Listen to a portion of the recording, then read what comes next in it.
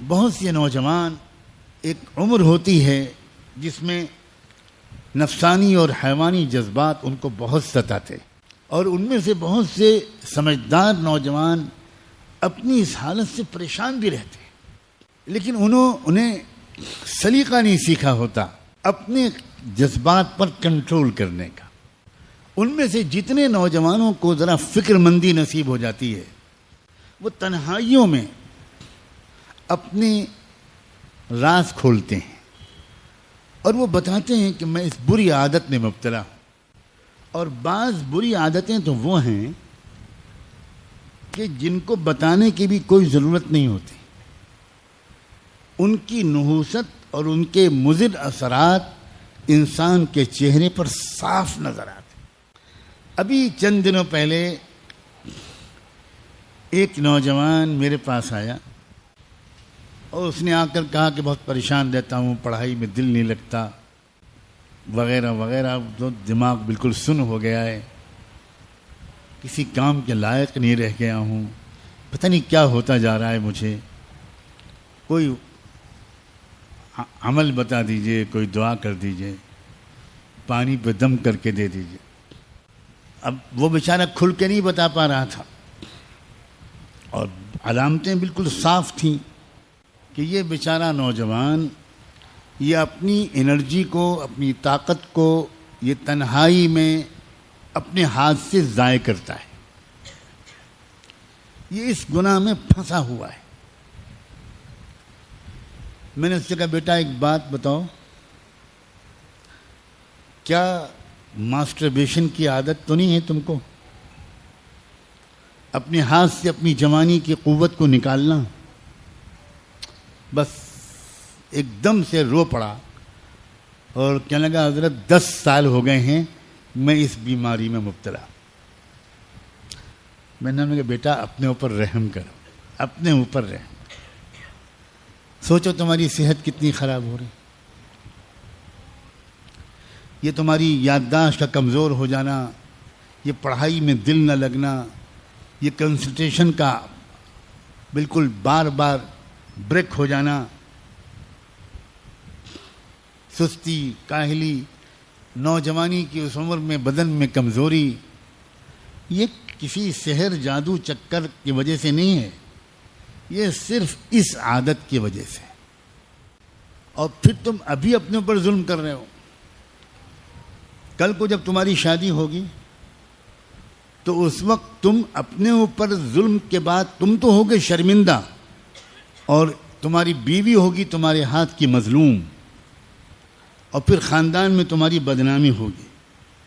وہ بیوی 2-4 مہینے انتظار کرنے کے بعد اپنے گھر میں شکایت کرے گی کہ یہ شوہر میرے لائق نہیں۔ چھٹکارا دلوائیے اس میں۔ شروع میں ماں باپ اپنی بیٹی کو سمجھائیں گے، مگر کب تک؟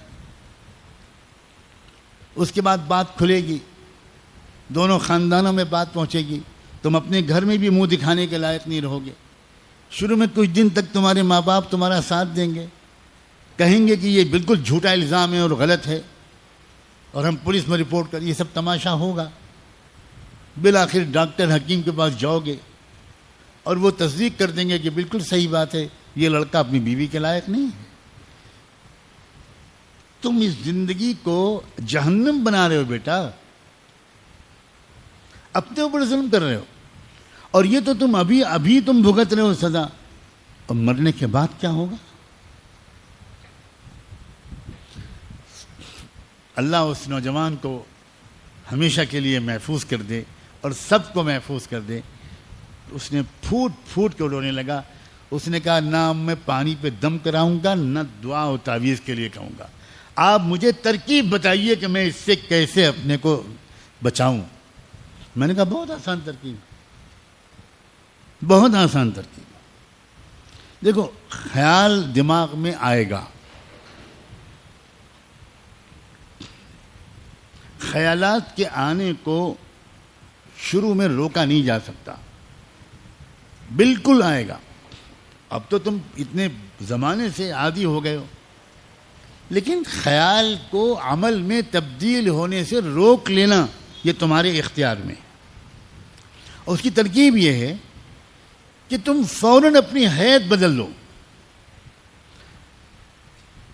اگر تم لیٹے ہوئے ہو، بیٹھے ہوئے ہو، اکیلے ہو، کھڑے ہو جاؤ، اٹھ جاؤ، ٹہلنے لگو، چلنے لگو، وضو کرو فوراً، 2 رکعت نماز کی نیت باندھ لو، تسبیح پڑھنے لگو، درود شریف پڑھنے لگو، مکہ مدینے کو یاد کرنے لگو، اپنی ذہن کو ادھر سے ہٹاؤ. 2 منٹ کے اندر سارا بھوت اتر جائے گا، تم نارمل ہو جاؤ. اتنی سی قوت ارادی، اتنی سی ول پاور تم کو اس تباہی سے بچا سکتی ہے. قطعاً مشکل نہیں. لیکن کیا کریں ہمارے بچے، اور اب تو بچیاں بھی سیکھتے نہیں، پوچھتے نہیں، شرماتے بھی ہیں، ڈرتے بھی ہیں. لگتا ہے ان کو کہ ہم کو ڈانٹ پڑے گی. گھر کے بڑے بوڑھے ماں باپ وہ خود عمر کے ان مراحل سے گزر چکے ہوتے ہیں، لیکن کوئی باپ اپنے بیٹوں کو یہ باتیں نہیں سمجھاتا. کوئی ماں اپنی بیٹیوں کو یہ باتیں نہیں سمجھاتی. بہت بڑا کمیونیکیشن گیپ ہے، بہت بڑا یہ ایک گیپ ہے. اسی وجہ سے ہمارے بچے برباد ہو رہے ہیں. حالانکہ جو آج باپ اور ماں ہیں وہ بھی تو کبھی 14-15 سال کے تھے، وہ بھی تو کبھی 16-17 سال کے تھے، وہ بھی تو کبھی شادی شدہ زندگی سے پہلے کے نوجوان کنوارے تھے. کیوں بھول جاتے ہیں اپنے دنوں کو؟ کیوں بھول جاتے ہیں اپنی غلطیوں کو، جذبات کو؟ یہ بہت بڑی غلطی ہے. اور میں پچھلے کچھ عرصے سے اب میں نے فیصلہ کیا ہوا ہے کہ میں بار بار ان باتوں کو کھول کر بیان کروں گا. کیونکہ مجھے جب بھی ایسی باتیں میں نے کھول کر بیان کی ہیں، مجھے 50 سے 100 تک میسیجز یا ای میل ملے ہیں کہ تھینک یو ویری مچ مولانا، اللہ آپ کو جزائے خیر دے. وہ بیان میں میری آنکھ کھل گئی اور ایسی ترکیب آپ نے بتا دی کہ مجھے 1 سال ہو گیا، مجھ سے وہ غلطی دوبارہ نہیں ہوئی. اس کا مطلب یہ ہوا کہ ہمارے عزیز نوجوان بچے یہ ہمارے جگر کے ٹکڑے ہیں بھائی، یہ ہماری امت کا مستقبل ہے،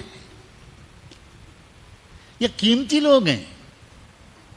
ان کو ذرا سے مشورہ دے دیا جائے پیار سے، اور مزید اللہ توفیق دے تو ان کے لیے دعا مانگ دی جائے تنہائی میں. کیا پتہ اللہ تعالیٰ ان کو ہمت دے دے اور وہ بہت آسانی کے ساتھ اس دلدل سے نکل آئیں. جن لوگوں کا روحانی پہلو مضبوط رہتا ہے وہ بہت آسانی سے اپنے جذبات کو قابو میں کر لیتے. انہیں تو اتنا عمل بھی نہیں کرنا پڑتا جتنا میں نے بتایا. جیسے ہی کوئی خیال ان کے دل میں آتا ہے وہ ایک دم سے استغفر اللہ پڑھتے ہیں، لا حول ولا قوت الا باللہ پڑھتے ہیں. حضرت یوسف علیہ السلام نے کیا کیا تھا؟ بھاگے تھے اور کہا تھا معاذ اللہ. اتنا ہی تو کہا تھا انہوں نے، معاذ اللہ، اللہ بچا لیجیے مجھے. بھاگے بھی اور دعا بھی مانگی. یہ بہت اہم اشارات ہیں. نقل مکانی، اس جگہ سے ہٹ جانا، پوزیشن کو چینج کر دینا، یہ سب روحانی قسم کی تدبیریں ہیں جن سے انسان بڑی آسانی کے ساتھ نفس اور شیطان کے حملوں سے بچ سکتا ہے.